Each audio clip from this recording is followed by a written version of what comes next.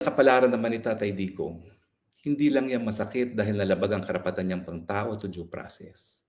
Ulitin ko po, yung Article 59 ng Rome Statute na requirement na dapat iharap siya ay ang pangunahing kadahilanan ay para masiguro na maprotektahan ang kanyang karapatang pantao.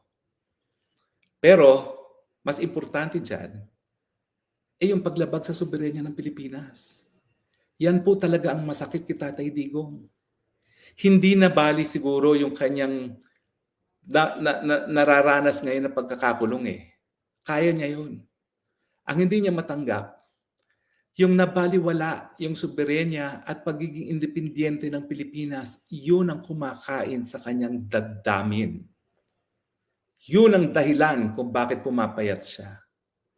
Dahil mali, dahil mahal niya yung Pilipinas, dahil nababaliwala yung mga buhay na binuwis ng ating mga ninuno para tayo maging malaya at independyenteng bansa.